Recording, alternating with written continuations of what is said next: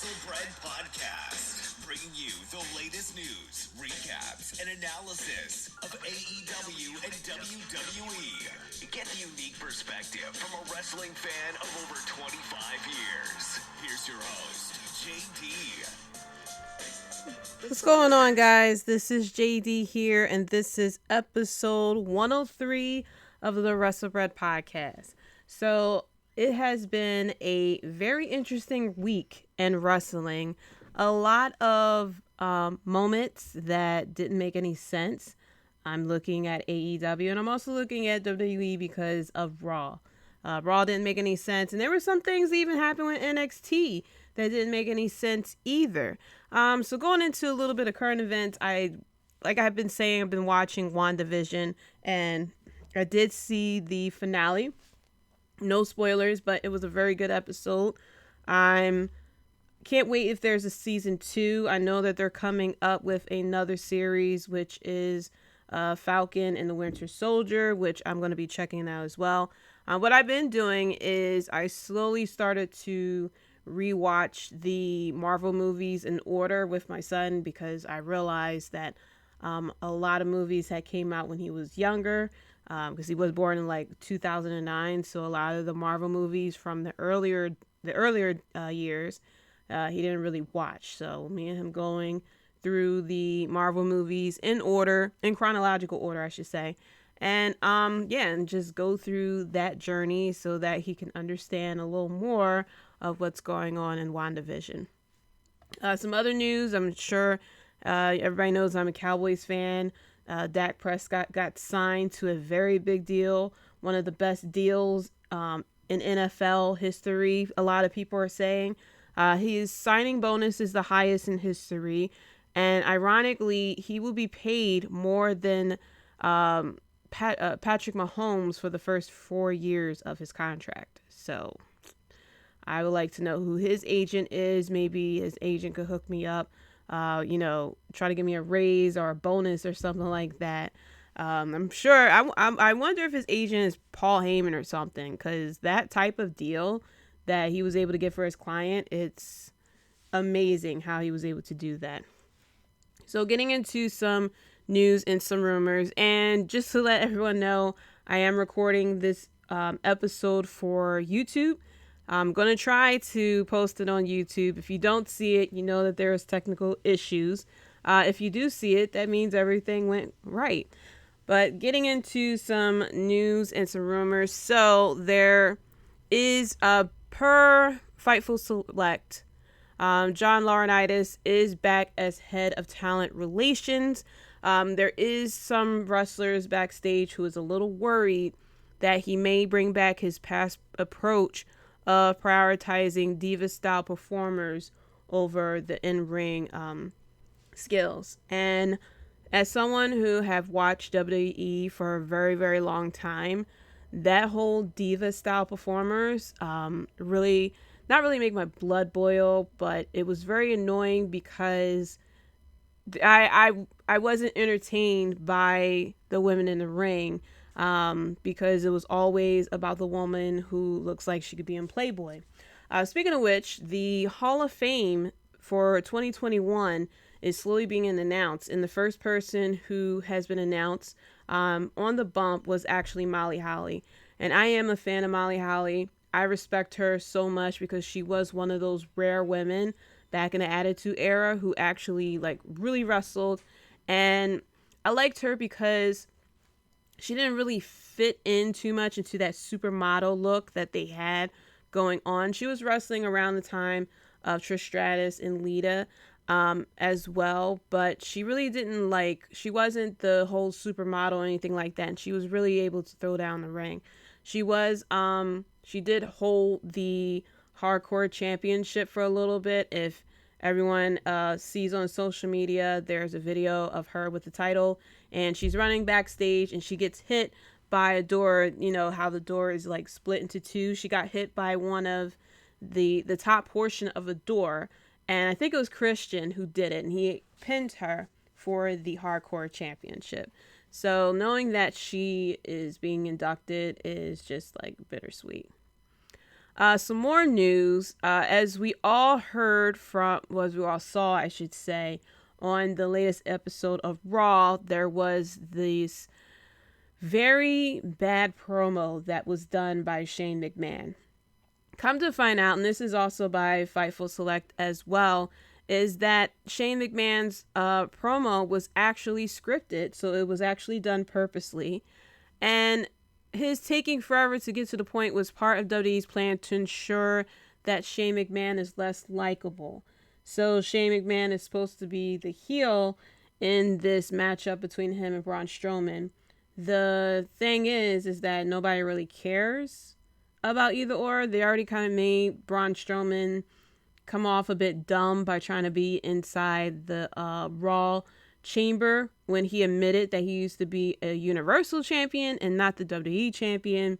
And then when he didn't get his way, it turned into, oh, well, that's stupid. So,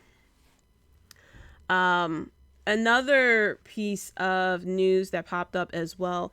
Paul White was on the most recent episode of Renee Young's podcast, and a lot of people was wondering, like, really, what really happened between him and WWE that made him leave the company. Because like I always said, I knew it wasn't for money. I knew it had to be either, creative or something else. And so he talked about that he had creative frustrations with the WWE over the past years. He wanted to work more in the ring, which is what, a lot of you probably would have figured. But WWE preferred to keep him on the sidelines. And his quote says, for me, I think creatively it was just frustration. Going back and forth with Paul Heyman, Bruce Pritchard, and Vince McMahon. I had some medical issues a couple years ago where I had some problems with the hip real bad. And you know how things are there when you get out of the loop a little bit. It's hard for them to work you back into the loop, no matter how much talent you have, no matter how much you have to offer. And it was just frustrating to me because, yeah, sure, I was making money. I worked once against Drew after WrestleMania there. It's like, I need more of this, guys. I never been ever a sit on the bench guy. I like to work for my money. I like to earn it, and I like to perform it.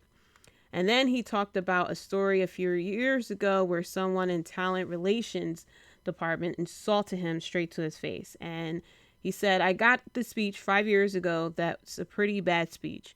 I got pulled into a talent relations office and got told that I will never main event a WrestleMania again. I will never main event a pay-per-view again. And I will only be used to get over NXT talent. That was said to my face. There's your fucking inspiration. Now go work hurt. Vince didn't say that to me. It wasn't him. But nothing gets said to you without it. You know where it comes from. So it hurt a little bit. So it's like, damn. It kind of makes sense. The reason why he, decided to leave WWE and come to AEW because he wanted more creativity. He wanted to be in the ring a lot more. So, it's just pretty sad that, things couldn't work out because he's been with the company for so long.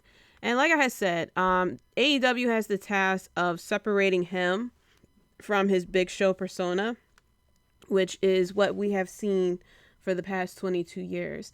And they have to work a little harder to make sure that when we look at Paul White, we're not seeing Big Show. We're seeing Paul White, whoever Paul White is going to be as well. So on AEW's side, we are getting AEW Dark Elevation, which is going to start, I believe it starts March 15th, Monday. And the main event will be a women's match. And so the main event is going to be Rio versus Maki Ito, which will be the main event. And of course, it's going to be the commentators on AEW Dark Elevation is going to be Tony Schiavone and Paul White. So we're going to see Paul White, his first time on commentary. And we'll see how that goes, how it gels with Tony Schiavone. Because truly, my favorite commentary duo on AEW right now is Excalibur and Taz, because it just feels like they're they're just themselves. Taz always says something weird or he mispronounced something, and then they start laughing, on air. So that's always fun. We're also going to have Jungle Boy versus Dammy Limelight, Dante Martin versus Matt Caster, Tay Conti versus Ashley Vox, Brandon Cutler versus Will Hobbs. And so I'm very interested to see, and this is all going to be on YouTube as well. So I'm interested to see what's going to be the difference between this show and AEW Dark. Is it going to feature, more, jobbers like AEW Dark is doing?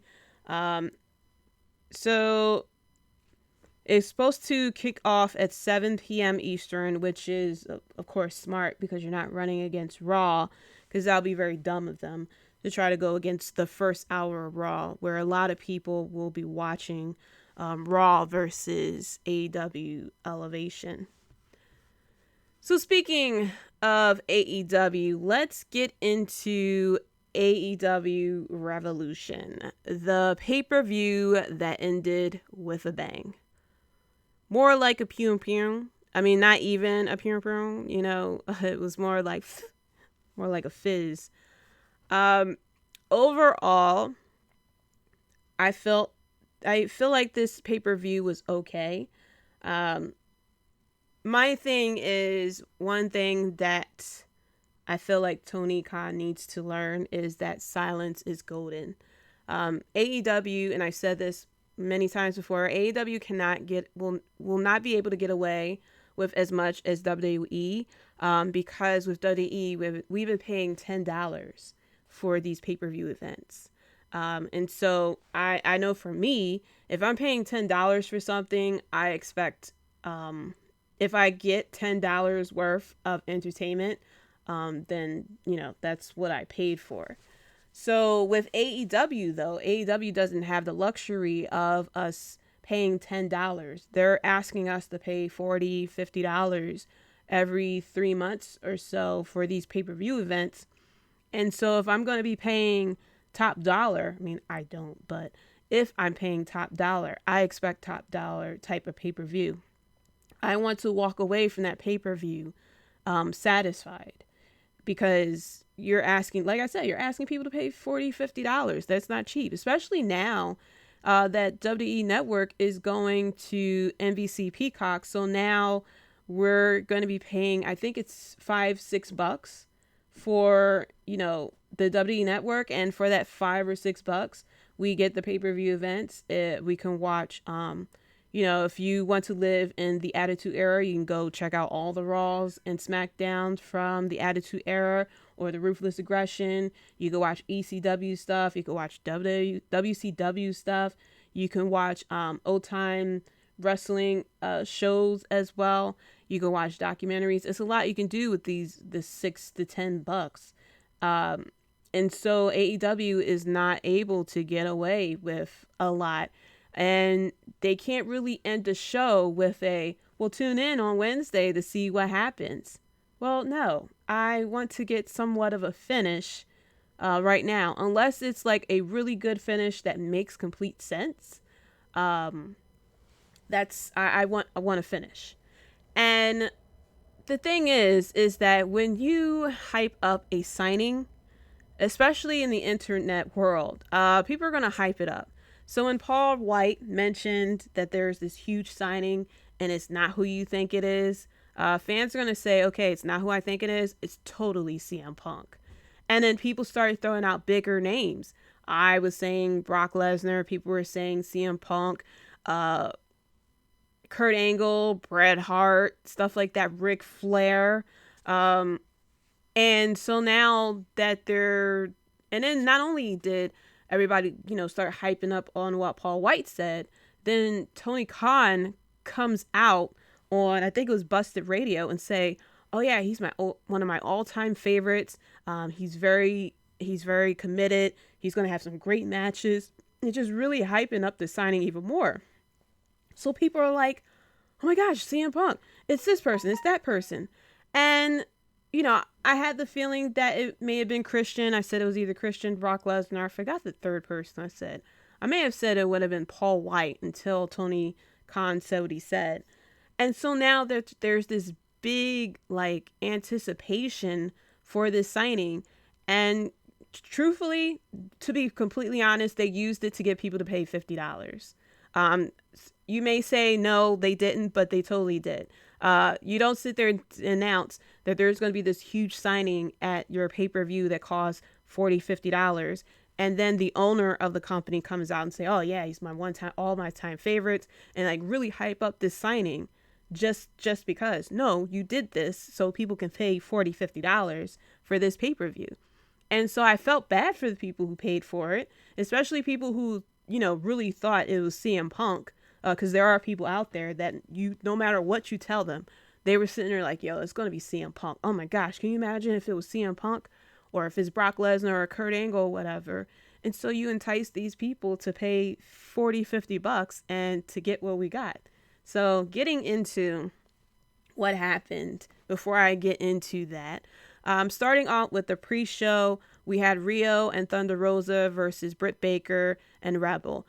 Rebel comes out in crutches. Britt Baker says she has doctor's note, and so she cannot compete. And so the person who replaced Rebel was actually Maki Ito. And I heard the name before, and everybody knows her on Twitter. That's how I found out about her, on Twitter.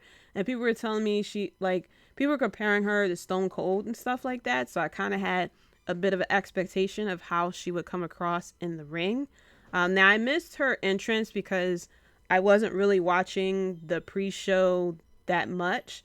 So I kind of got into this match a little later, but it felt like most of the match was really good when it came to Britt Baker and Thunder Rosa. From what I saw, it was entertaining. Towards the end of the match, it seemed like Riho and Thunder Rosa was going to win.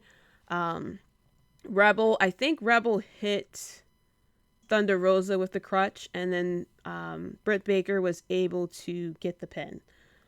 This was fine from what I've seen. This was entertaining. It was the pre-show. Do I think that it would have done enough to get people to buy the pay-per-view? Maybe not, to be all honest.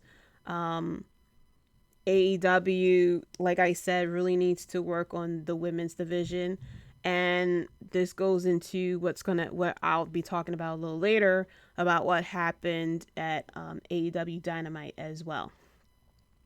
So next up, it's the AEW World Tag Team Championship match, the Young Bucks versus Chris Jericho and MJF. I think I said Chris Jericho and MJF winning solely because I feel like the titles need to come off the Young Bucks. But unfortunately, we did not get that.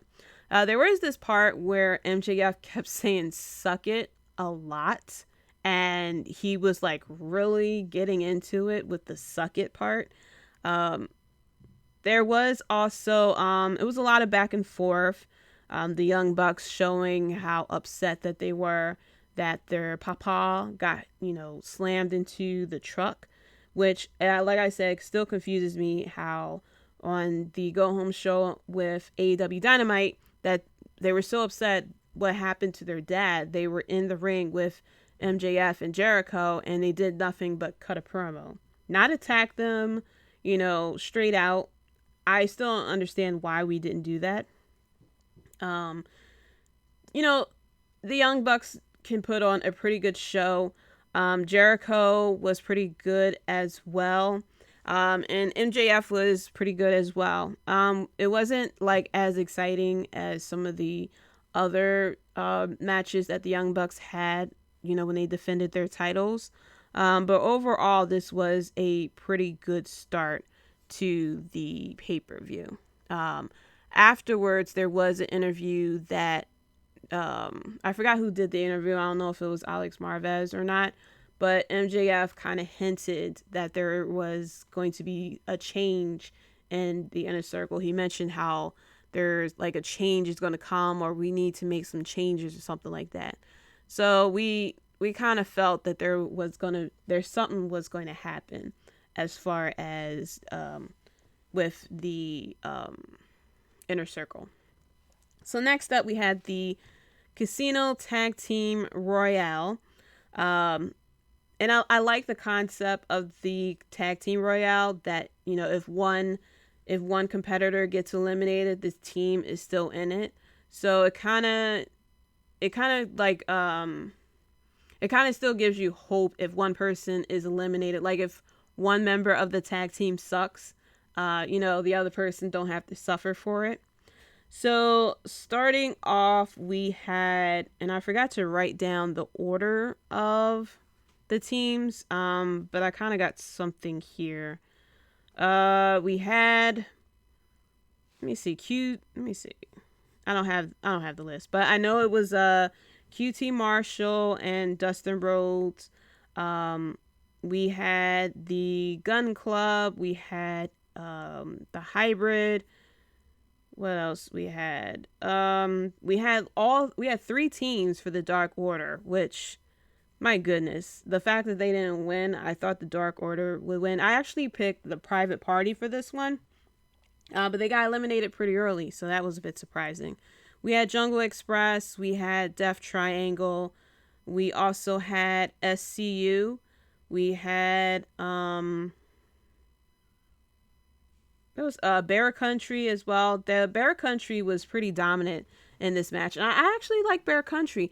They kind of remind me of the Viking Raiders, the War Raiders NXT version, not Viking Raiders, main roster version. I mean when they were in NXT. They kind of give me that bit of a vibe, and I love the mask that they wear when they come out for their entrance as well. The Dark Order had their moments as well. The last 5 people in the ring was Pac, Rey Fenix, Frankie Kazarian, Jungle Boy, and John Silver. And if you don't like John Silver before this match, you should definitely like him a lot better now. He definitely put on a very good show. And then we were down to the final 3, which was Jungle Boy and Death Triangle, which was, oh my gosh, those 3 people, Pac, Jungle Boy, and Rey Fenix, I loved it. I love the fact that, it was new faces, even though Pac is formerly WWE, he is like completely 180 different person than what he was in WWE. I mean, fucking Mighty Mouse he was in WWE. So I love the fact that we were down to those 3. Pac was the one who got eliminated, I believe. I think it was Pac. I forgot if it was Pac or if it was actually, no, it was Pac that got eliminated. So it was down to Jungle Boy and Rey Fenix. And I was kind of rooting for Rey Fenix, but I wouldn't have mind if it was Jungle Boy either. So then we get down to those 2. We had a little bit of back and forth, and Rey Fenix was able to get the elimination and scored the win for Death Triangle. So they're going to get a future title shot against the Young Bucks, and I really hope they're the ones to take the titles off the Young Bucks.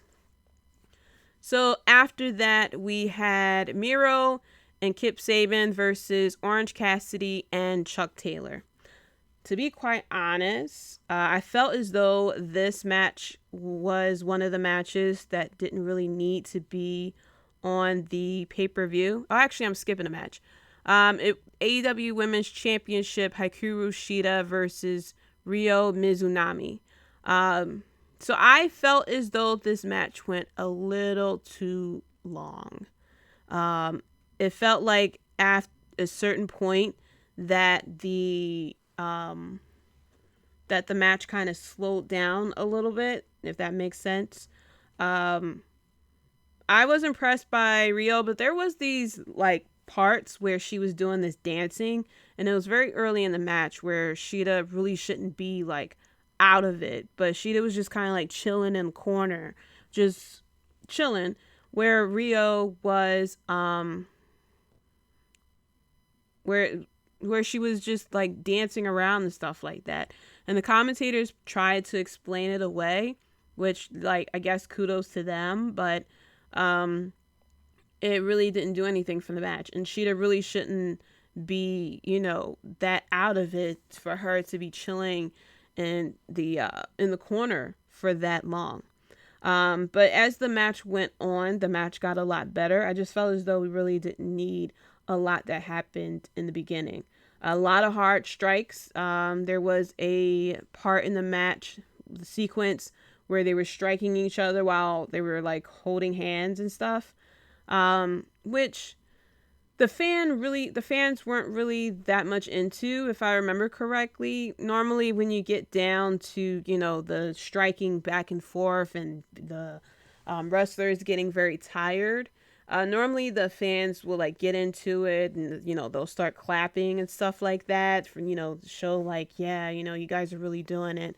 And I really didn't feel that from the fans. I didn't really feel like that either. But like I said, I felt as though like it just went on for too long. I felt that maybe I didn't get a chance to see how long this match went on for, but I felt as though maybe they should have they could at least like knock off maybe like 5 minutes off the match, truthfully. So now we get into the match that I was just talking about. Miro and Kip Sabian versus Orange Cassidy and Chuck Taylor. I felt as though this match could have easily went on Dynamite. This match really didn't do too much for it to be on a pay-per-view. It was really cool to see Miro being a lot more dominant. We definitely miss that Rusev type of dominance that he had when he was in WWE. Because he went from Rusev and then he, the whole situation with him, Lana, and Bobby Lashley. And then when he comes to AEW Dynamite, when he comes to AEW, he is, this easygoing guy who likes to play video games and be the best man to Kip. And so we've been really waiting for that dominant, Rusev that we haven't seen for a very long time. So it was pretty good as far as seeing him display that. Bit showing a bit of cracks between him and Kip. But like I said, I really didn't really need to see this match. Miro and Kip Sabian won this match. Miro did his, I think it was called the Accolade, or he changed the name. I'm not quite sure. I forgot what he calls it in AEW. But he definitely was very strong in this match. But this match could easily went on AEW Dynamite. It really didn't give me like pay-per-view worthy type of match. So we get to Hangman Page versus Matt Hardy, the money match. This match also could have been cut down a little bit too. It was very, very slow in the beginning, but it kind of picked up at the end. So I don't know if it's just the way that the match was going or if this was, with Matt Hardy or something like that. Because Matt Hardy's very entertaining. He really is. But he can't do, the high flying stuff like he used to. And then even when he was doing the high flying stuff, and we saw that, he got injured. So it felt like since that happened, he's been a lot more grounded. And he's not as exciting, with the grounded wrestling as his brother is. I mean, his brother ends up doing a little bit of high flying moves as well. We also had Private Party who came out to try to distract the ref and try to interfere in the match. We also had Private Party who tried to interfere in the match. But unfortunately for them, we had Private Party we had the Dark Order who came out and saved the day. They came out and tried to... Okay, I ran out of storage for my video. They Oh my goodness. I was trying to record this episode for YouTube and I was recording on my phone. Apparently I don't have enough storage to do a full hour. So, sorry. I'll snip it down to the 30 minutes. But yeah, that sucks. So Private Party tried to interfere in the match, but then we had the Dark Order who came out and helped out Hangman Page as far as making sure that Private Party wouldn't interfere. And they did this. Page was almost knocked off the apron, and they was able to hold him up and he kind of like pushed him back onto the apron where he did the buckshot for the win. And so now Hangman Page gets Matt Hardy's I think it's the first quarter earnings, which if you watched Being the Elite afterwards is a bit of an explanation of what happened with the money. So after that, we get the Face of the Revolution ladder match with Cody Rhodes, Scorpio Sky, Penta El Zero Miedo, Lance Archer, Matt Caster, and a surprise who ended up being Ethan Page, which I thought was pretty cool. He's called All Ego Ethan Page. So a lot of people are wondering if Ethan Page and Adam Page are going to team up or reveal that they're actually cousins or something. The funniest thing is that what was hanging above the ladder, and it was a brass ring. Actually, it looked like a Sonic ring, but it was a brass ring. And, I don't know how to feel about that. I thought it was unique. I mean, not really unique because we heard the brass ring wordage from WWE, especially Vince McMahon. I actually went back when I heard that it was a brass ring because I heard about it like shortly before AEW Revolution started.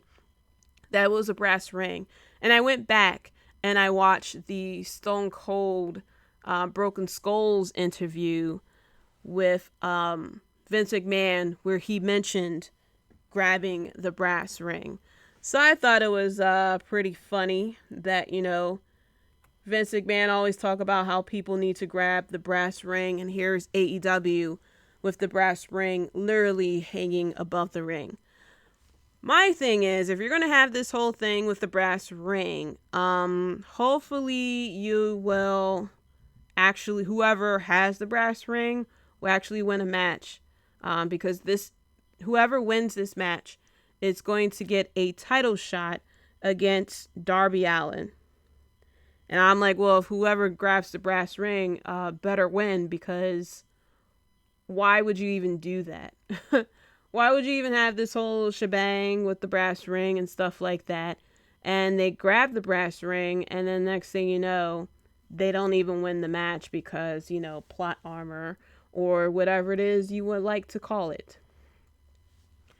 So this was a pretty good match.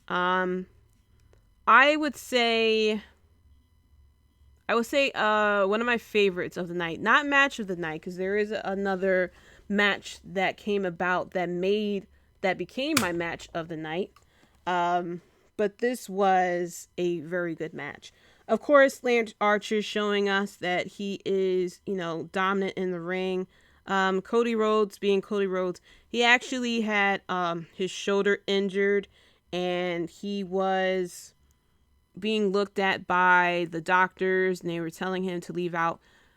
Very confused if it was legit at first, because they kept stopping, and then they were sitting in the entranceway with him for maybe 5 minutes or so, and then they went further into the entrance and kind of stopped there. And I'm like, dude, if you're gonna do the whole I'm injured, the doctor's taking me away, and here I come back in the middle of the match like a hero. Why are we stopping in the middle of the entranceway? That part didn't make any sense. Because it kind of took your attention away from what was going on in the ring, because you see Cody Rhodes sitting there with his injured shoulder. So that was a bit of confusion. Scorpio Sky was pretty good in this match. He actually ended up winning, which I thought was pretty cool. He actually mugged the shit out of Cody Rhodes to get the brass ring. Jake Roberts, God bless him. I was watching him because I saw him standing near the entrance ramp, and I saw him getting more and more fired up. And I'm like, Jake Roberts is going to come in here. So he started getting upset and more upset, and he threw his jacket down, gets into the ring, and he grabs Ethan Page, and I immediately was like, DDT! Straight up instinct whenever I see Jake the Snake Roberts. He went and did a clothesline. He went and clothesline Page, and then Penta attacked Jake Roberts. I forgot what he did. If he did a simple punch or if he actually I forgot what he did to him. But I was like, oh snap, I mean, we've seen Jake Roberts take bumps, but he really took a bump on there. He really took a bump there.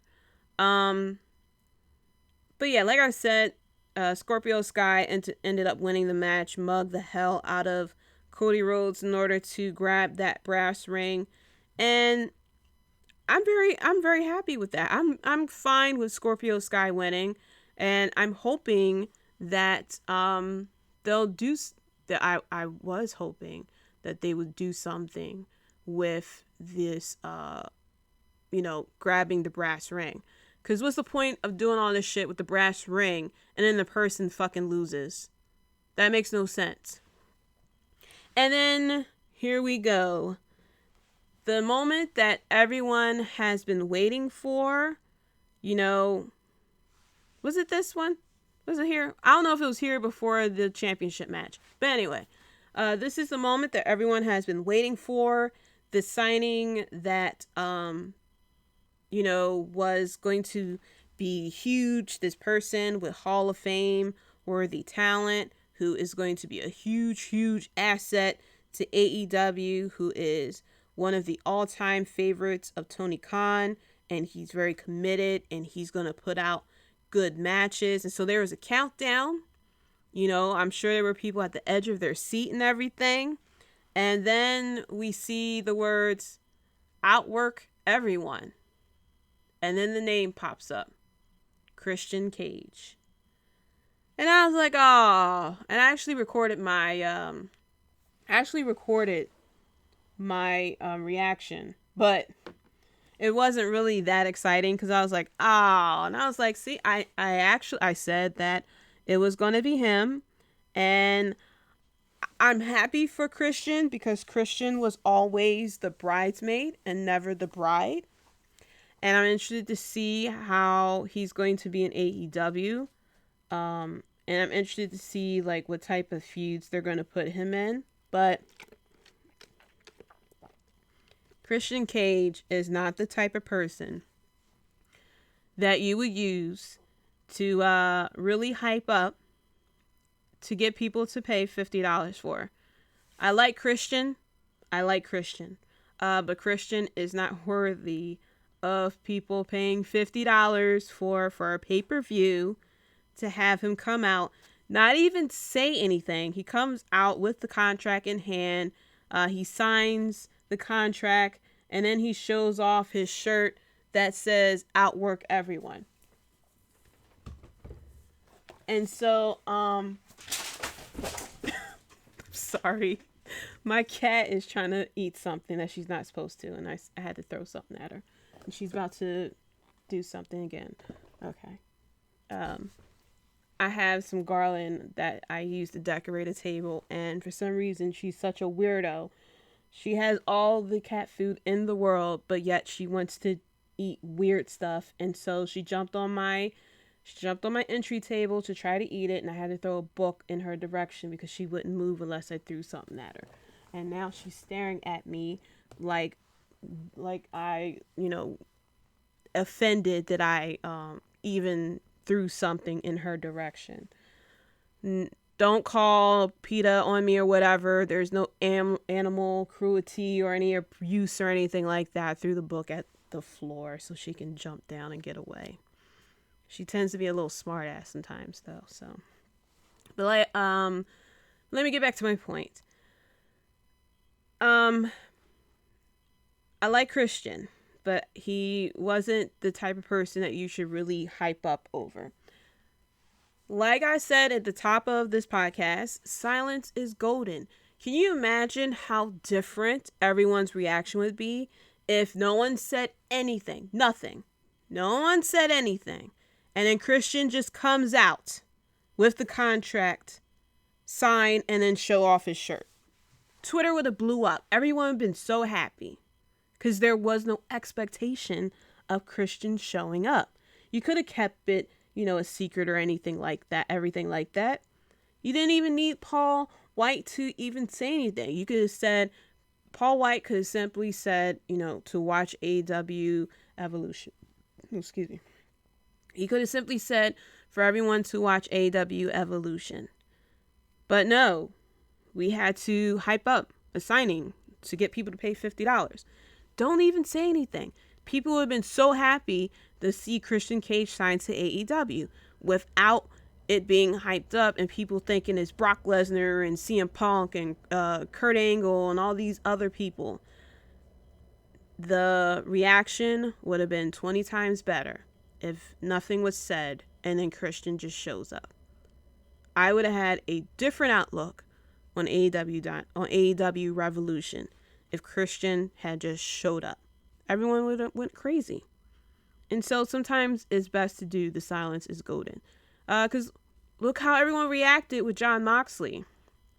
Not saying Jon Moxley isn't big. Who else was it? It's a lot of people who came over to AEW. But can you imagine if they not had said anything and just let Christian come over and just enter AEW Dynamite? Come over and just appear at AEW Revolution. Twitter went crazy. But that's not how things were handled. I'm hoping that Tony Khan learns the lesson and not try to I want to say con people, because you give people expectations like that and you didn't meet those expectations because it's Christian Cage. Not saying that Christian Cage isn't what they say he is, a Hall of Fame worthy talent, huge asset to WWE, and gonna put out some good matches and stuff like that. But don't do that again, please. Okay. So next up, we had the street fight, and I was so interested on how they was gonna pull off Sting, because I assumed it was gonna be a live match, but no, this is a cinematic match, and I said perfect. This was perfect for Sting because it worked for Undertaker. It worked so perfectly well with the Undertaker. How many years have we seen? How many matches we've seen the Undertaker do, and he was not like even 50% of himself. So I love the fact that we had the street fight. They tried to say that it was happening at another location live, which we all knew was BS, especially when we saw the edits. I see the thing with AEW with the cinematic matches, they have the commentators. And sometimes it works, sometimes it doesn't work. With the street fight, the commentators somewhat worked because it did fill in like the dead, not really the dead noise, but like there are moments where there's nothing happening and there's like this eerie silence that you would get when we see the cinematic matches with WWE. But however, it's like 4 fucking people trying to talk at the same time. It gets a bit annoying. Well, it's not 4 people, but it feels like it's 4 people trying to talk at the same. Yeah, actually it was 4 people because Taz was on commentary. So we had Taz, we had Excalibur, we had Tony Schiavone, we had Jim Ross, all freaking talking at the same time. And sometimes it gets a little bit crazy trying to watch the match. You hear the eerie music, and sometimes there's talking and then you hear the commentators at the same time. Now, this was my favorite match of the night, beginning to end. This was cinematic, like I said. Sting looked excellent. Sting looked really good, and I'm not gonna lie, in the beginning, I was sitting there like, is this actually Sting, or they used a fucking stunt double? Because I was like, he's walking around too well. He's moving around a little too good. Like, little bit of running he did and everything, and I was like, I don't know, man. I don't know. I don't know if it was Sting, but I really started to watch, it looks like it was actually Sting throughout, but I was a little bit weary in the beginning, because I was like, this looks like a damn stunt double with all this moving around, because we saw him live and he looked a little gassed after them 2 moves that he hit. So I'm sitting here like, I don't know.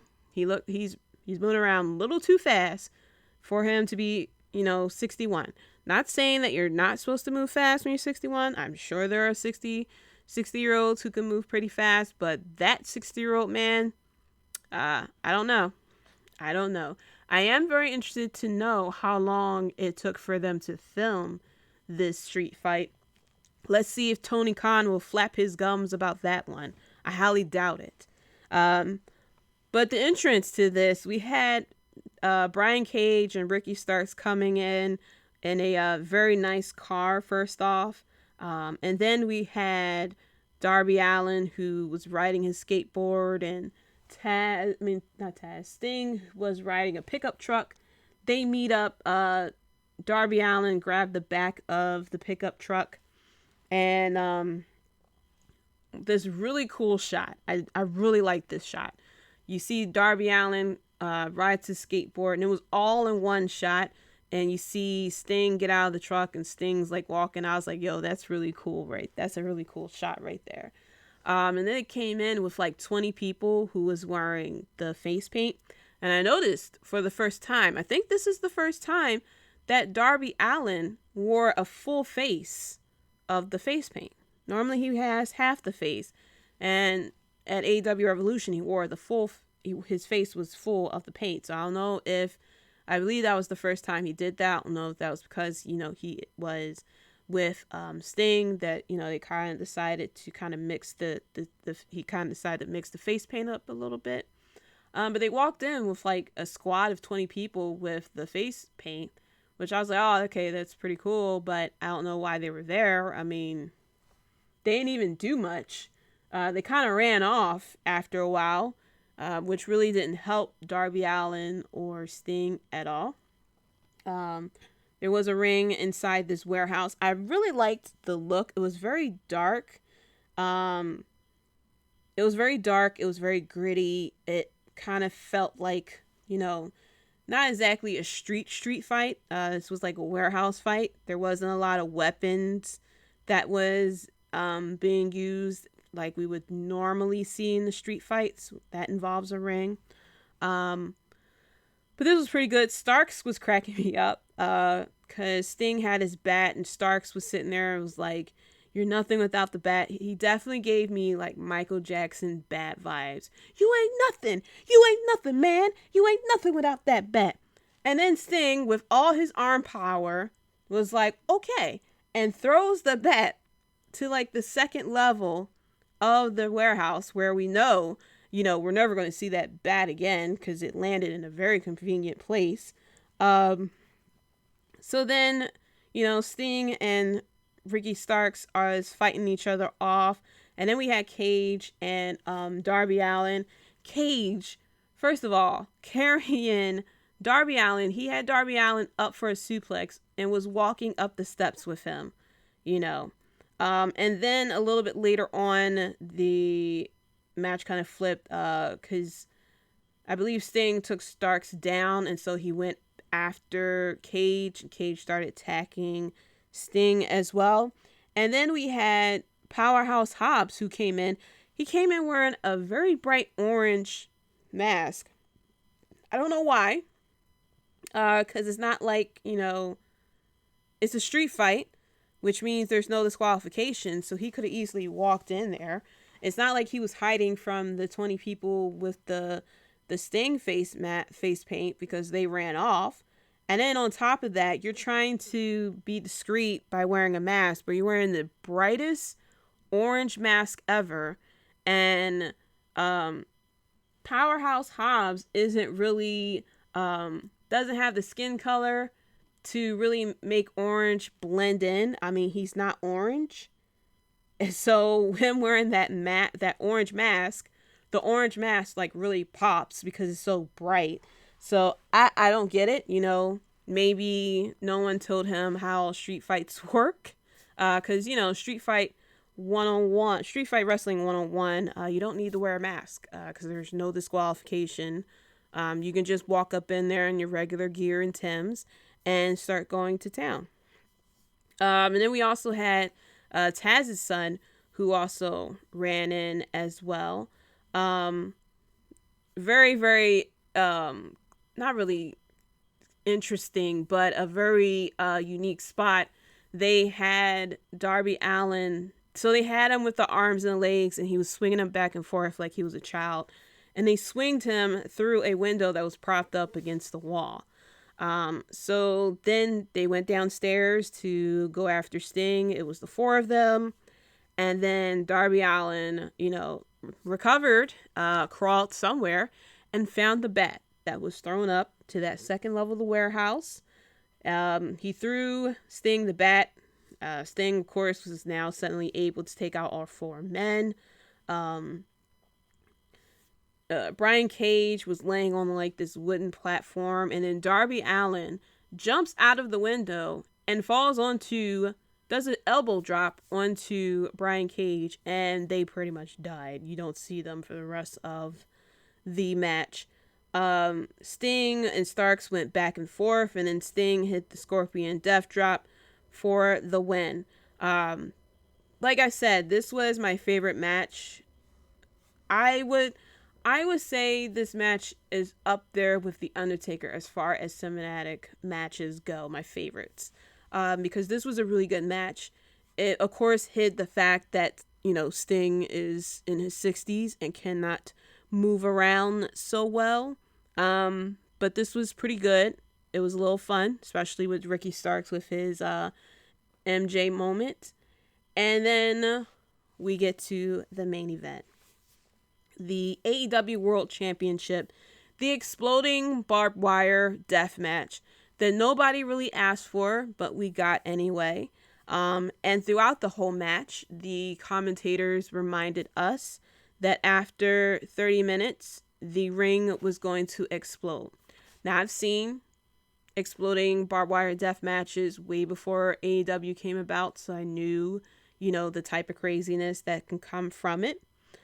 And we saw that the barbed wire was on 3 sides of the ring. Of course, the side to the entrance ramp didn't have barbed wire in case the medical team needed to get in there. And then there was barbed wire that was wrapped on boards that was on the outside of the ring that was wired with explosives as well. So the beginning of the match was pretty much, you know, the men trying to throw each other into the barbed wire, you know, teasing what could possibly happen. Then Jon Moxley, he got a little bit of the upper hand in the match. He threw Kenny Omega through the ropes onto the entrance platform.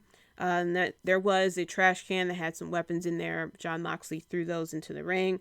Omega then threw powder into Jon Moxley's eyes, threw Jon Moxley into the barbed wire, and we got our first explosion, which was pretty cool. Nice pop. In my sadistic mind, I felt as though the explosion wasn't as like big enough, but that was just my sadistic mind. It was cool though. The explosion was pretty cool. I didn't really expect it to be like pop type of situation. So then Jon Moxley was started to bleed very badly in this match as well. And then he got thrown into the barbed wire that was in the corner. Omega then did the figure 4 leg lock, and then Jon Moxley kicked him off, and then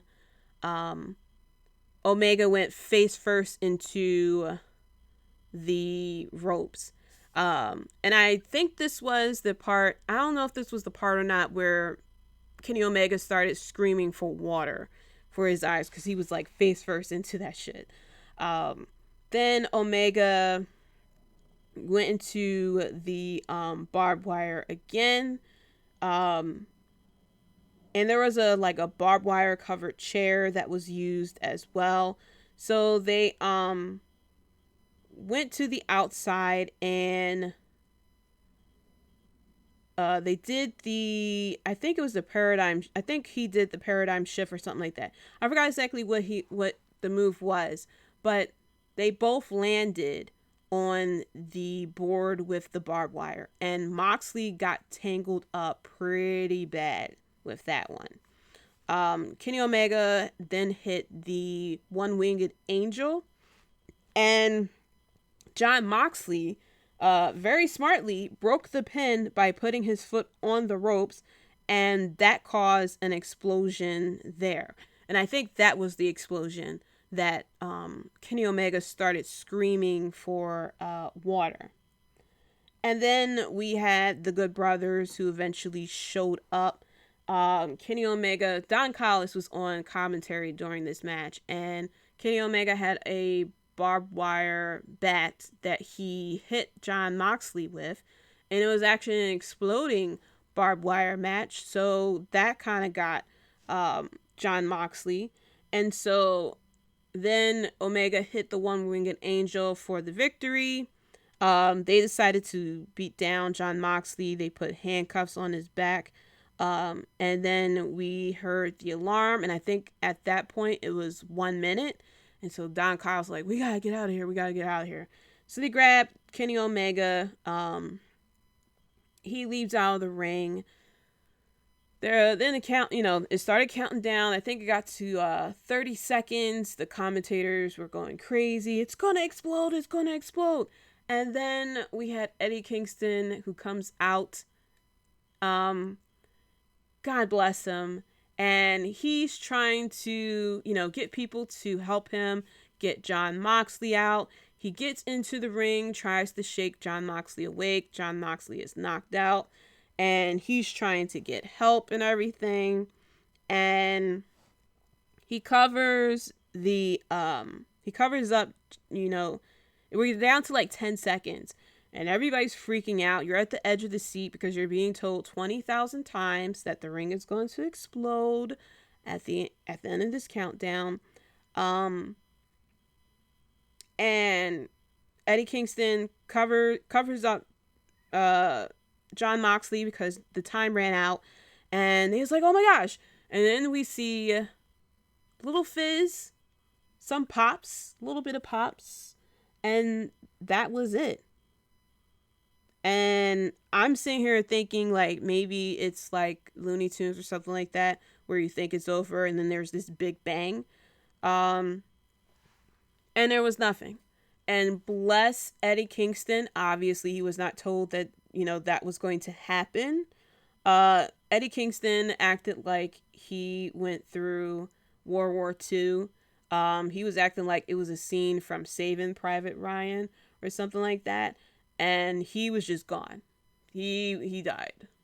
He was laying on top of Jon Moxley. The medical team had to come get him. He was knocked out cold.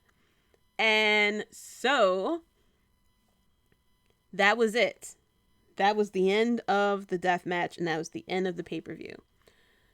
And I have a big problem with that, because first of all, no one asked for this death match, okay?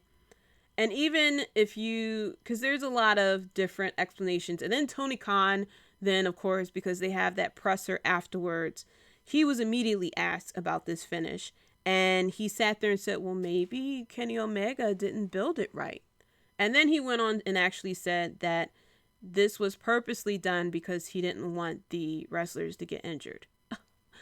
Well, sir, if you didn't want your wrestlers to get injured, you could have easily just said, it's just an exploding death match. There's not going to be an explosion at the end of the match.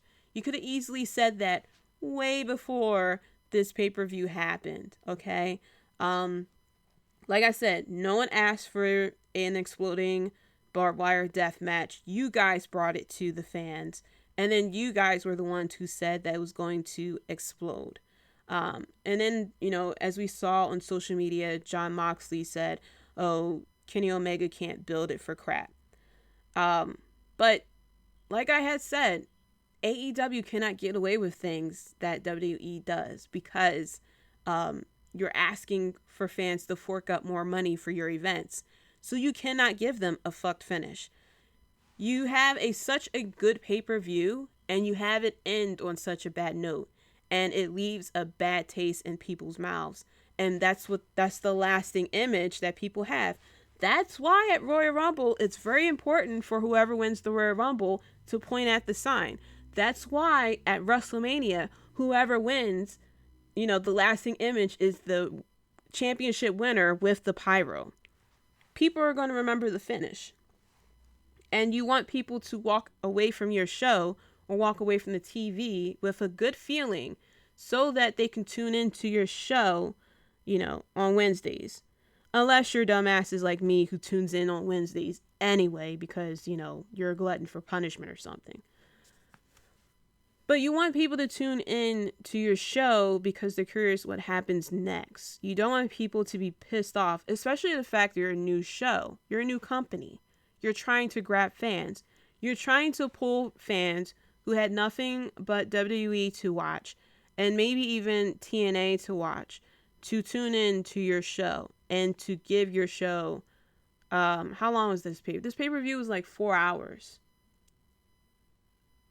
And you want people to walk away with a good feeling. Now, if it was up to me, if I was the booker, okay, you don't want your wrestlers to get injured. That's fair and good. That I was wondering how the hell this is going to happen anyway. And I kept saying, wrestlers in AEW must have some really good insurance if we're going to have this, barbed wire death match and it's supposed to be an explosion at the end. If you don't want your wrestlers to, have this explosion at the end, you don't want to injure Jon Moxley, you could have done one or two things. You could have simply said there's not going to be an explosion. It's going to be unique to AEW. Sorry, guys, there's not going to be an explosion. We don't want to have, we don't want to risk injury. And just let it be an exploding barbed wire match. You don't have to include the death match part to it. You could just have, an exploding barbed wire match. Could simply have done that. Or two, if you really wanted it to end with the fizz and stuff like that, first of all, you could have told Eddie Kingston, because now he looks like a dumbass trying to sell something that didn't even happen. And you could have had Kenny Omega or Don Callis either come out, or your Mr. TMZ, Alex Marvez, could have caught up with them, after, he could have caught up with them as they're walking backstage. And Alex could have said, hey, what happened? There was no explosion at the end. And Don Callis, who could perfectly have done this, could easily said, "Ah, you dumbasses, you really think we're going to let the fans get what they want? You think we're going to have Jon Moxley to become a martyr?" And, Alex Marvez couldn't probably explain that Eddie Kingston came out, or he could, Don Callis could easily say, I heard that Eddie Kingston came out with a puss or something like that. Perfectly done.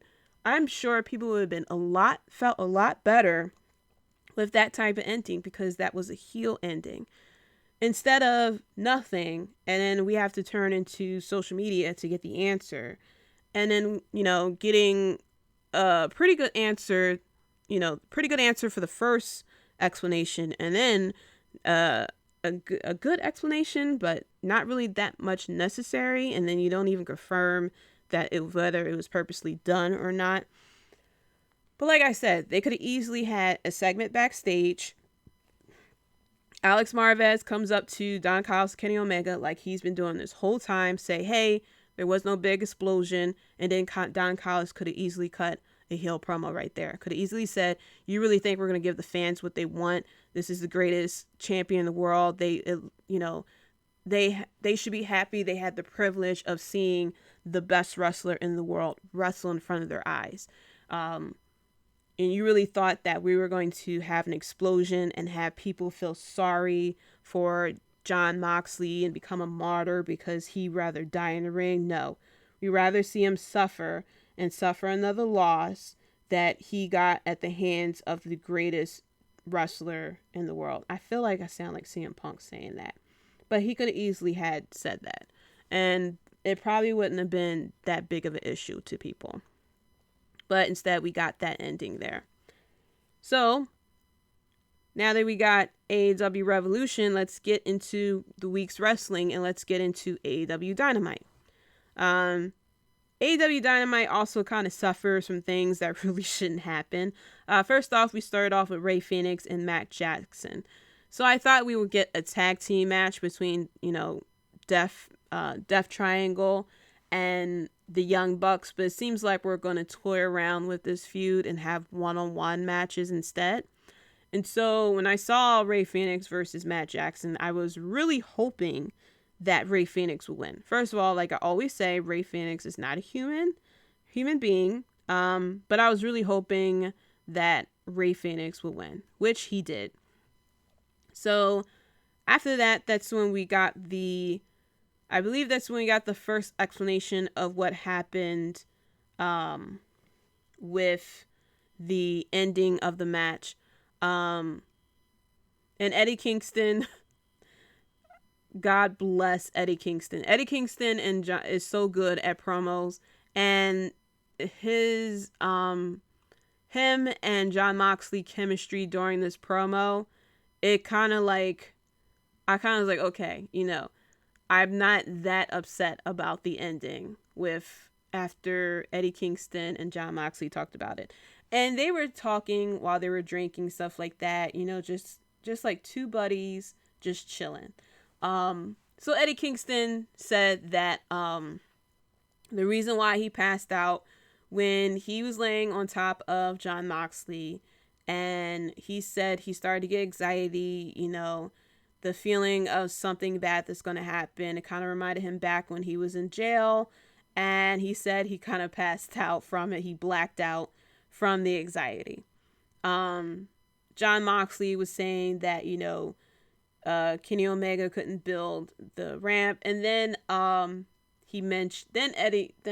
Jon Moxley mentioned it took you so long to come out, which is true because the Good Brothers was beating Jon Moxley down for a while, and so Eddie Kingston is like, I had the Butcher and the Blade, and then Jon Moxley was like, I know how it is. You gotta make sure you gotta get your eyebrows done, make sure your Timbs is on. And then Eddie Kingston's like, in his New York accent, he was like, you know how I am. He's like, in my head, I am forever 1998. And I was like, I love Eddie Kingston for that line, because the 90s is where it's at. So that was pretty good. Because, he also said how, championships kind of change you a little bit. And so that was pretty good. We had also a match. It was Cody Rhodes versus Seth Gargis. At first I was like, why are we having this match? Why are we having this squash match for Cody? Until we see that this is setting up a feud between Cody and Penta. And I am for that. I didn't know I wanted to see that matchup until we got that matchup. So that was pretty good. Also, a little bit later on in that match, in the AEW Dynamite, we had I forgot who was out, but then Kenny Omega and Don Callis comes out to explain what happened as far as the ending of the match. And I have to say, it was kind of funny. First of all, Don Callis was saying that it went all according to plan. He said that they couldn't confirm or deny the fact that they actually did it on purpose. and he said that they decided not to make Jon Moxley a martyr or give the fans what they want. But they could have, like I said, they could easily have said this backstage at the end of AEW Revolution. And the pay-per-view would have ended with you feeling, more hatred, quote unquote, towards the heels. And then showing, like, wow, Eddie Kingston really went out there for his friend and stuff like that. And then they decided to reenact the scene. Eddie Kingston comes out, biggest balls ever. He sees 4 people in the ring and he just gets into the ring and was like, come on, bring it on. Talk to me. Go ahead, make fun of it. And so they decided to reenact what happened, which I thought was pretty funny, especially the part where Kenny yelled out, Don 69 me. Oh my gosh, that was pretty funny. And then we had then Kenny Omega challenge Eddie Kingston to hit him. Eddie Kingston, of course, hits him. And then we get a fight between the 4 of them. And Eddie Kingston, Jon Moxley comes out. And then we had Christian, who comes out. Apparently it was supposed to be his segment. He was supposed to talk. And he goes face to face with Kenny Omega. And I was like, why? With it's like this thing with AEW. With every big person who comes in, they immediately get a title shot. We have seen this with Brian Cage. He appears at, I think it was Casino Battle or something like Battle Royale or something like that. He gets a title shot. Jon Moxley gets a title shot. Like pretty much every big name who comes in immediately gets a title shot. And it looks like Christian is going after the title, which I don't really agree with. When he was standing face to face to Kenny Omega, what I really wanted to happen, truthfully, to kind of swerve everyone, because Kenny Omega puts out his hand for Christian to shake his hand. And I was like, Christian should shake his hand and turn heel. Because I do not recall the last time we saw Christian heel. He's been a face for a pretty long time. I think he was heel at one point, but I don't remember when. And I was like, that would have been a great swerve for Christian to turn heel, kind of join Kenny Omega, and they kind of be, buddy-buddy. And then later on have Christian turn on Kenny Omega and say, say something along the lines of, you really think you're the best in the world, only got close to you so I can see how you roll and stuff like that. Now I know your weaknesses because I don't know who you are type of situation. But it looks like, nope, we're going to get Christian versus Kenny Omega, and then we're going to have Eddie Kingston and Jon Moxley team up against the Good Brothers. Because Jon Moxley doesn't really care about getting a rematch, it looks like. But whatever. We also had Ethan Page, who had a match. People were saying that there was audio issues during this match, but I'm going to be very honest with you. I had AEW Dynamite on low, because I was kind of watching NXT, and I was like peering over AEW Dynamite to see what was going on. But yeah, I heard that it was some audio issues on TNT's part, not TNA's part, but TNT's part. Then we had a 6-woman tag match. Hikaru Shida, Riho Mizunami, and Thunder Rosa versus Britt Baker, Nyla Rose, and Maki Ito. And I thought Maki Ito was like a female version of Stone Cold. That's what was being told to me on Twitter. That she's like, oh my gosh, like so hardcore or something like that. Maybe I read it wrong, or maybe it was just someone who was like really over the top with her. But then she comes out and she starts singing and stuff. And then I think it was Shida who came over, and she starts hitting Shida with like the softest microphone hits forever. Now, some people try to explain it away. It was like, oh, she's wearing earphones. First of all, she's on the ramp. Shida was in the ring. You can see Shida coming to you for at least a good 10 seconds before you react. She could have easily, do what we all do take your headphones off, put it around the neck, and start really hitting Hikaru with the microphone a little bit harder so that she doesn't have to look like a fool trying to sell it. And so, I don't know, I wasn't really that impressed with the women's match. So, sorry to say. Did I find her singing a little bit funny? Yes, but I had expectations of that she was a different type of person. So, that don't really make sense to me. And then we had the match of Darby Allin versus Scorpio Sky for the AEW TNT Championship. Now, I thought, with Darby Allin falling from a very high point in that warehouse onto Brian Cage and a piece of wood, and then they pretty much was gone for the rest of the match, that, maybe Darby Allin would have like some type of tape around the ribs or around the elbow, or that he would show that he just went through a very hardcore type of match. I mean, he was thrown through a freaking window, for crying out loud, and he walks in without a scratch, without, no sell, that he was in a very tough match at all. And yeah, and like I said, if you're going to have someone grab the brass ring, maybe they should win a match. So I came in here like, okay, Scorpio Sky is going to win this match. But of course, Darby Allin has the plot armor, and so he won this match. Scorpio Sky had some very cool counters, first of all, to Darby Allin's offense. Darby Allin went to do the coffin drop, and Scorpio Sky had countered it and turned it into a power bomb, which was chef's kiss. It was something else that he countered as well. And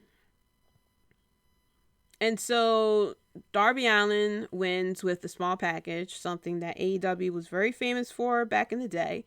It looks like it's making a big comeback. And Scorpio Sky was very frustrated, as we all know. I was a little frustrated as well. And he decided to turn heel, starts attacking Darby Allin. I think he put him in like a leg lock or something like that. Wouldn't let go. And so Scorpio Sky looked at his hands, was like, oh my gosh, can't believe what I did. But then he starts smiling, and now he is heel. So I guess, you grab the brass ring and you turn heel nowadays. But I was really hoping that he wins. And like I said earlier, what was the point of having this whole brass ring, face of the revolution, if he's not going to win? But I'm hoping that this is the start for him to win down the line. And then finally, we had the Inner Circle War Council, which we all knew what this was going to be about. That this was about the turn of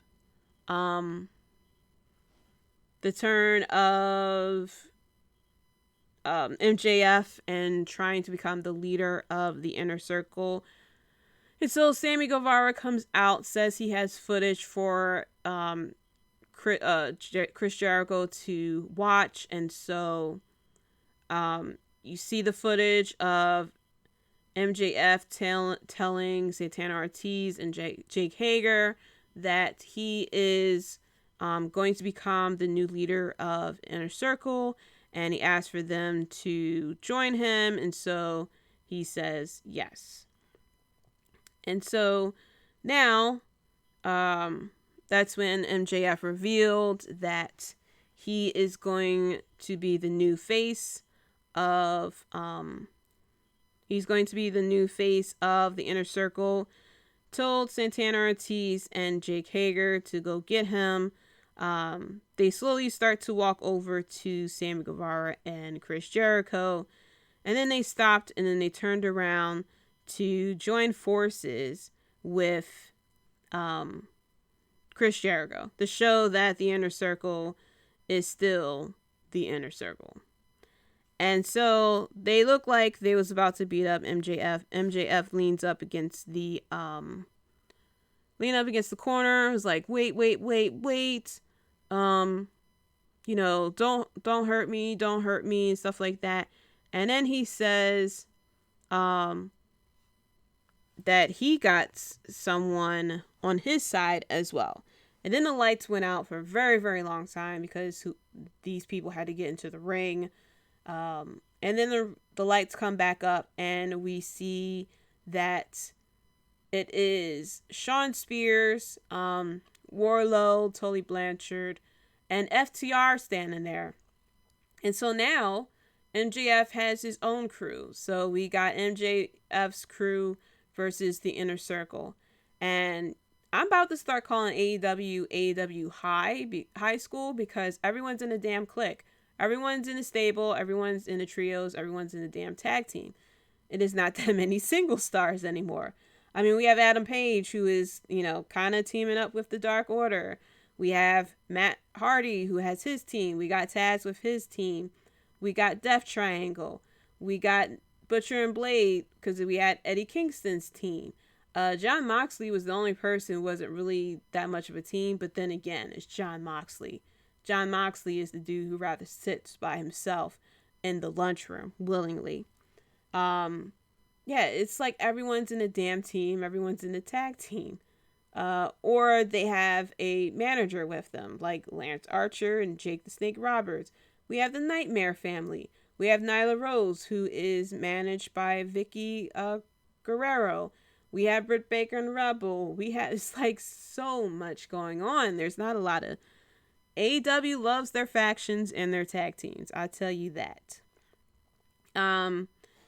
Getting into a little bit of what happened with Raw. Raw was not the best of shows, first of all. Everybody is talking about that god-awful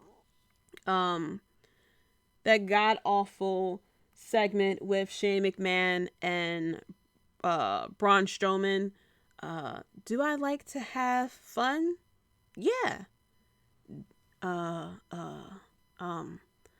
Do I like to have fun at other people's expense? Do I like to have fun at other people's expense? Yeah, I do. It wasn't really a very good show. We had Drew McIntyre and Sheamus going against each other, and there was this part they had a double knockout.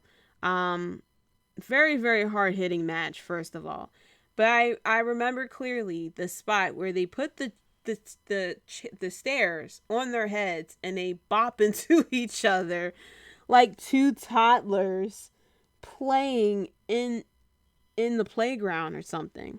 Which, okay. I don't know why we didn't get this match at Elimination Chamber. And it feels like we're getting to that Sheamus and Cesaro best of 7 type of situations. Because now we get this double count out. And I guess we're going to eventually go over to Fastlane. We also had the women's tag team match. Nia Jax and Shayna Baszler versus Lana and Naomi. I still don't get how Naomi and Lana are teamed up. Truthfully, I'm waiting for Naomi to go over to SmackDown so she can have her rightful place with the tribal chief and Jay. And then Jimmy, when he gets better, can join the tribal clan as well, because I don't know, like I know Naomi and Lana likes to dance, but no thank you, sorry to say. We also had AJ Styles versus Randy Orton. This was a pretty good match, and then of course at the end Alexa Bliss appears on screen and gets into Randy Orton's head. Randy Orton starts coughing up the black stuff, and she wound up the Jack in the Box and then said not yet, and then there was pyro that popped up, and I was like, that's more damn pyro than what we got at the end of AEW Revolution. AJ Styles was able to hit Randy Orton with the phenomenal forearm, and that was the end of Raw. Raw really wasn't the best of shows. There was something else that happened on Raw too that really wasn't that good, but I completely forgot. So going into NXT, NXT had its ups and downs too. We had two big announcements that came up from William Regal. That, first of all, thank you to the NXT or WWE Insider who was listening to my podcast a few episodes ago when I said that NXT should have their own tag team titles, because that was the announcement that was made, that NXT will get their own tag team championship. So thank you to the insider who was listening. Or am I the insider? I don't know. We will find out. Say no, I'm not an insider. And I highly doubt there's any insiders that listen to my corner of the world. But we have the NXT Women's Tag Team Championships, and it was given to I was about to give a spoiler away, I guess. It was given to Dakota Kai and Raquel Gonzalez, and I'm sitting here like, what was the point of doing this whole spiel with the main roster women's tag team titles when we could have made the Dusty Rhodes Classic for the women's tag team titles all along? You could have had this big announcement, before the finals, and say, the finals is for not only the Dusty Club Classics, but it will crown the first ever women's NXT championship. And it would have made the whole finals like 20 times more, history making and more memorable. It definitely would have. Instead of, we got titles, here you go. And then what we had happen later on, which was they lost the titles. And I'm sitting here like, what in the Raw booking is this? How we give Raquel Gonzalez and Dakota Kai the titles, and then they lose it in the same night. Like, what kind of shit is that? Because I really wanted Gonzalez and Dakota Kai to win the titles. But I guess we have different plans, because it looks like we are, slowly going towards the breakup of Raquel Gonzalez and Dakota Kai, which I don't want to happen, because I actually do like them as a tag team. I think they could be very dominant. They are like really selling the point that Dakota Kai is the weaker of the two. Okay. But we could have let this last a little bit longer. They could have at least had one good defense. Instead, they're becoming the Sasha Banks of NXT. Very frustrating, first off. But that was the first announcement that we got. The second announcement is that we are going to get not only a NXT takeover for the WrestleMania season, it's going to be 2 nights.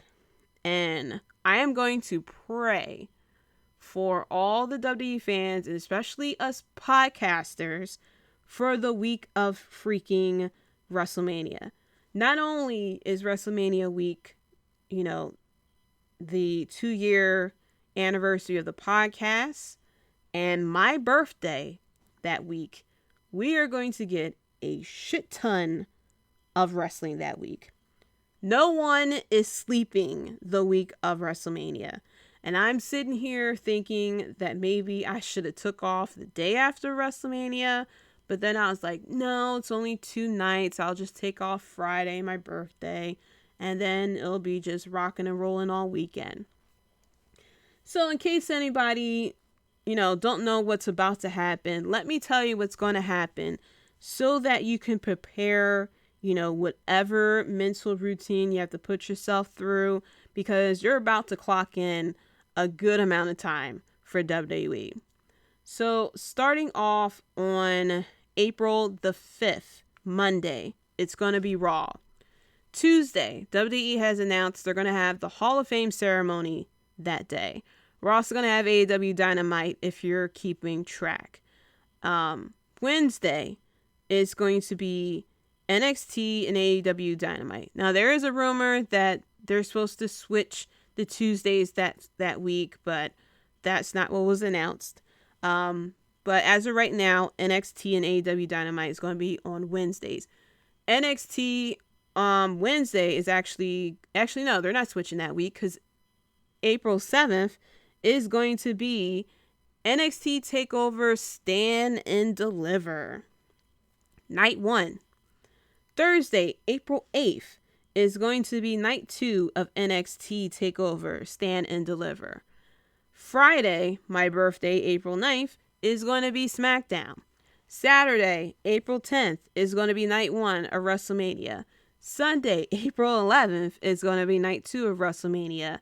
Monday, April 12th, is going to be Raw.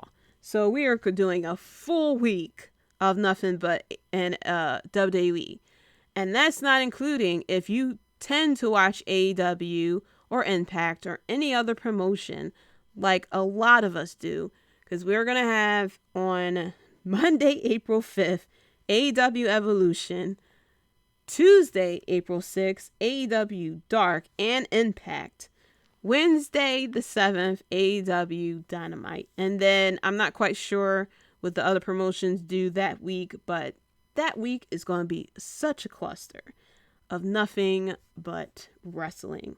So, to all you WWE fans who's going to clock it in, God bless you. To us podcasters who's going to be watching all of this, I have to figure out what I'm going to do that week, because normally I stream live on Thursdays, which I can't really do if AEW NXT TakeOver is going to be that day. So I guess I'll be streaming sometime on Friday.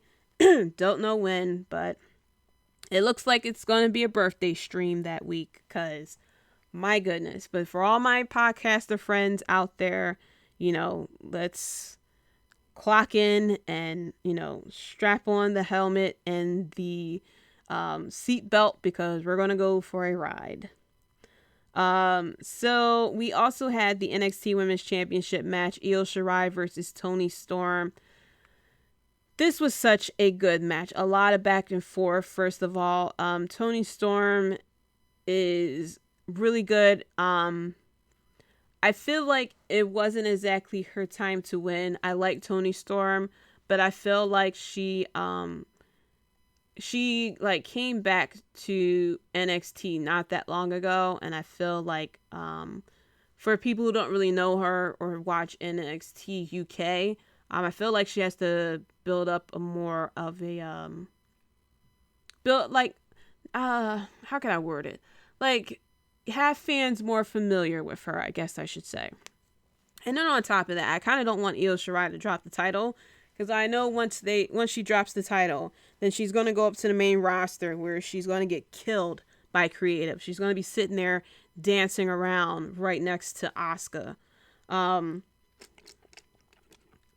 this was a good match between these two women, first off. Like I always say, the NXT women's division is one of the best in wrestling. And these two women definitely showed why. I'm not mad that Io Shirai retained the title. She is going to turn into like a bit of a Charlotte Flair, where she's just running through people to the point that there's not going to be nothing else for her. And that's probably when they're going to drop the title. And she's going to go up to the main roster. Later on that night, after Raquel Gonzalez and Dakota Kai lost, we see the reason why they lost, because Io Shirai walks right up to Raquel Gonzalez, speaks to her in Japanese. Speaks to her in Japanese, and I was like, talk that shit, Io. And then says, I want you next. And I was like, oh, intriguing. To be quite honest, as much as I like Raquel Gonzalez, I don't think it's really her time to win the title just yet. But maybe NXT is going to decide to pull that off. Not quite sure. I didn't catch the Pete Dunne versus Jack Atlas match. But I did see that Eli Drake is going to looks like he's going to be feuding with Bronson Reed. So, okay, I'm kind of fine with that type of matchup. We already talked about Dakota Kai and Gonzalez versus Moon and Blackheart, which I'm really not a fan of why they switched the title. Good match. But I don't understand the title change. And I don't get what was the point of having the whole situation with the women, with Nia Jax and Shayna Baszler, if they're going to lose and then just get thrown titles to them, basically. We also had Kaden Carter versus Zia Lee. And the person, it looks like the person that the Mortal Kombat character person name is Tian Sha. So, okay. So we had Casey Kentazaro, who came out with Kaden Carter. She was on crutches and she wasn't medically cleared. Zia Lee went to town on Kaden Carter, just was very dominant and everything. And she was even mocking Casey. She put Kaden Carter's leg on the apron and looked at Casey and said, "This is for you," and just starts stomping on the leg. So basically, starting, getting Casey pissed off. Casey then gets into the ring and she loses it, first of all. And she hits Zia Lee with her crutch and cause a disqualification. And then she gets into the ring and starts wailing on Zia Lee. So she's just like this little firecracker, just hitting Zia Lee over and over and over again. And then Boa comes in to, stop Casey from hitting Zia Lee with the crutch. She went to hit Boa with it, and he catches the crutch and then breaks it in half. And then he goes to look like he was about to attack her, because he looks over at Tian Sha, and then Tian does her fist like the Rusev Crush that Lana used to do, and so he goes to go towards Casey, and that's when Kaden Carter starts attacking as well. So Boa and Zia Lee then leave out, and then they stand in front of the Tian Sha. So we're doing this. So I don't know if we are waiting for Casey to get better for her to kind of rise up and go against Zia Lee. But I don't know where the end game is, because Zia Lee has been very dominant this whole time. So then we get to the main event, Finn Balor versus Adam Cole for the NXT Championship. And my goodness, was this a good match. Adam Cole and Finn Balor know how to go to town. So I was kind of back and forth between this and AEW Dynamite. But from what I was seeing, Adam Cole, of course, reversing the 1916 into this brain buster. It was a lot of back and forth. Finn Balor was able to stop the Panama Sunrise. It was a lot of near falls. Adam Cole, of course, does his gets the shot where he's looking like, oh my gosh, I can't believe he fucking kicked out of that. He has this face that he makes whenever he's shocked or surprised by something, and he kind of hit that face when I forgot what Finn Balor had kicked out of, but he made that face with that. Then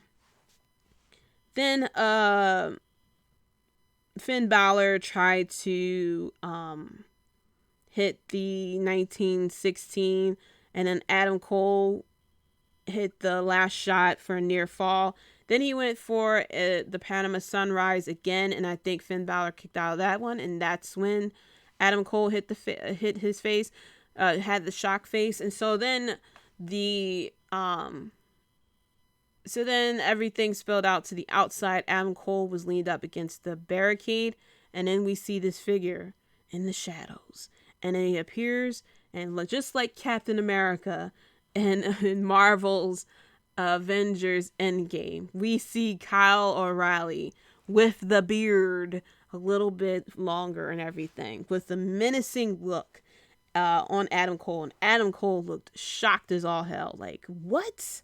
And so Finn Balor then comes out. I think he did a suicide dive. He ended up on the outside. He sees Kyle O'Reilly. He's looking at him like, oh, okay, you returned. Finn Balor then hit the 1916 on the outside. And then he got into the ring and did the coup de grace to put him away. And then Kyle O'Reilly then went and started attacking Adam Cole. It gets into the outside of the ring. They're going up the ramp. The referees are, separating them apart. And we see Finn Balor standing there with his title. And he's standing there and he kind of looks to his side a little bit. And he said, "What took you so long?" That's me trying to do Finn Balor's accent, which I can't really do. But he said, "What took you so long?" The camera swing around and it was fucking Karrion Kross standing right behind him. And I loved that part. So then they looked at each other and they stare at each other face to face. And now we are starting to finally get the matchup of Karrion Kross versus Finn Balor, which it looks like we are going to be heading for NXT TakeOver Stand and Deliver. Of course, we're more likely going to get the match between Adam Cole and Kyle O'Reilly. I don't know what we're going to do as far as with Io Shirai and Raquel Gonzalez, if that's going to be a matchup for NXT TakeOver Stand and Deliver. And then, that's where Io might lose the title and then goes up to the main roster.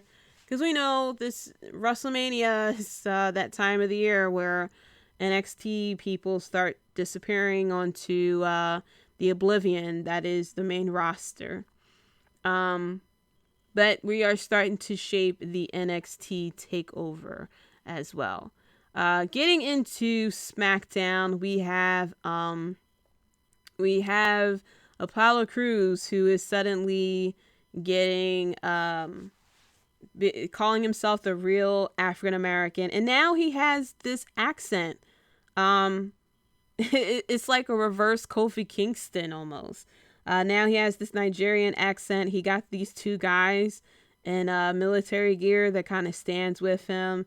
And he keeps talking about his ancestors. And I'm like, okay. A bit obnoxious that he has this accent now. But, turning heel kind of does things to people. And maybe the class that he took with the tribal chief a few weeks ago kind of got to his head of, respecting family and stuff like that. And, I don't know if Roman Reigns told Apollo Crews to just use an accent because your ancestors is from Nigeria. Because, Roman Reigns doesn't have an accent when he talks about his family. He uses regular voice. But, sometimes, when you're in a class and it's that one person who takes the notes and just takes things a little too far, that's what Apollo Crews is. Apollo Crews is that person that kind of just take it a little bit too far. We also have Cesaro and Seth Rollins is having a feud as well. Let me see. He had a match against someone. I forgot who it was. And then we have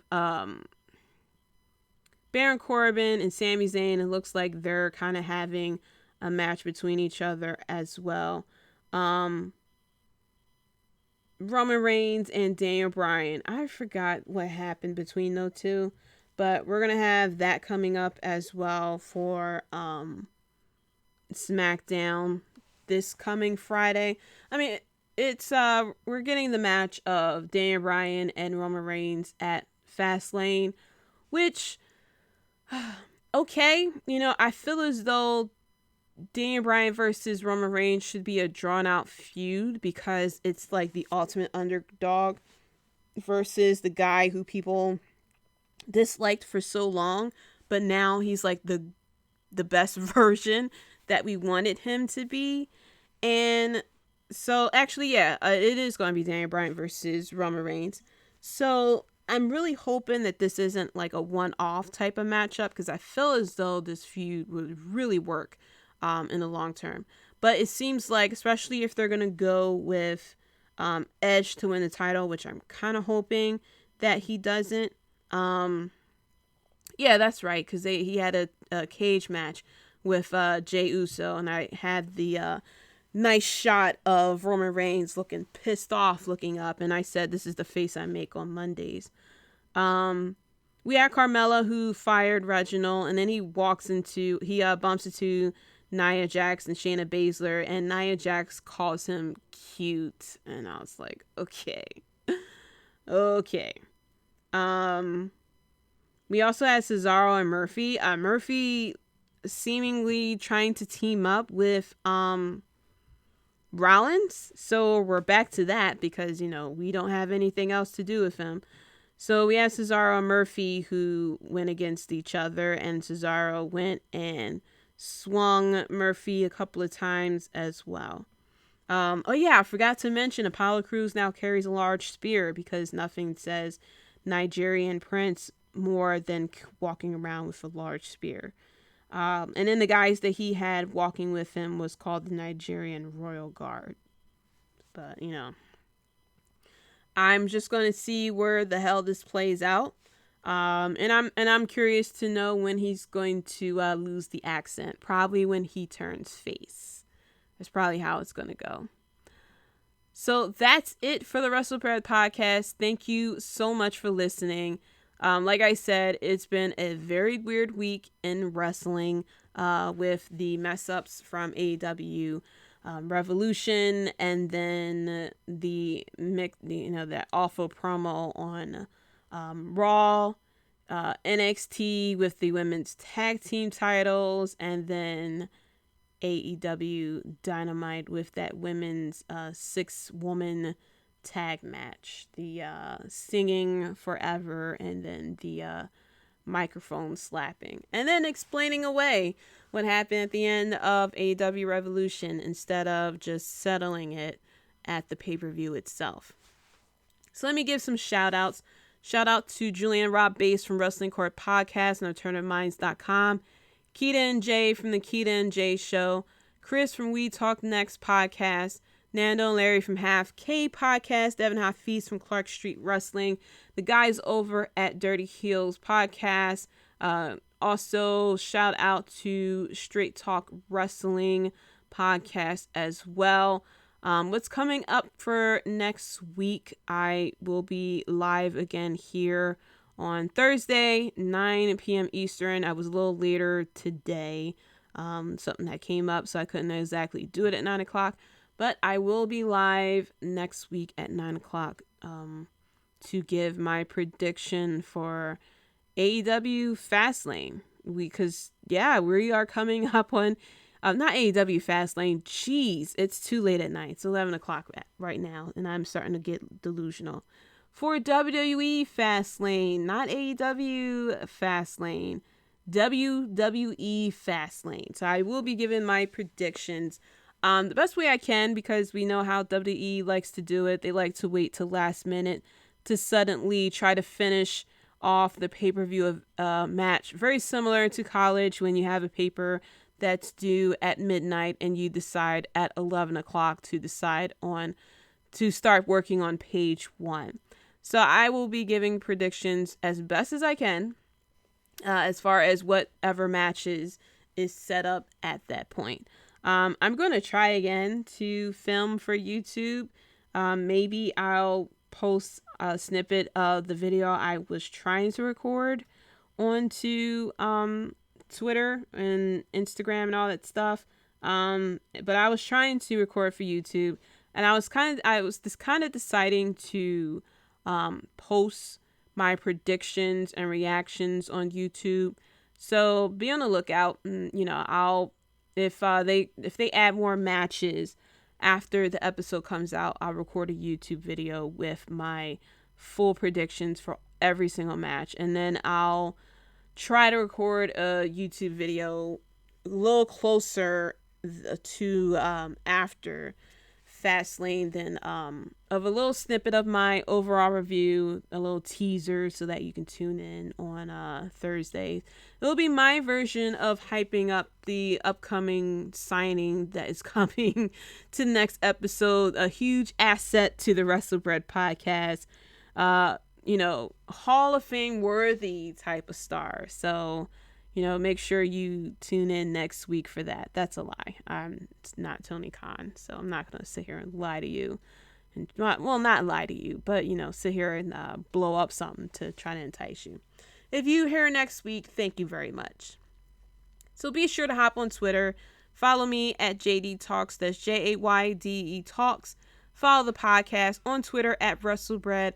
On Instagram at WrestleBread_podcast. You can also find the podcast on YouTube, Facebook. I'm on TikTok. I don't think I put that link in the link tree, but I have a TikTok that I'm trying to work on. You can follow all the socials there. Be sure to leave me a review. Let me know your thoughts. Let me know your thoughts on AEW Revolution. If you thought it was the shits. If you thought it was the shit in a good way. And if you really don't care. But let me know how you feel. Until next time, guys. Peace.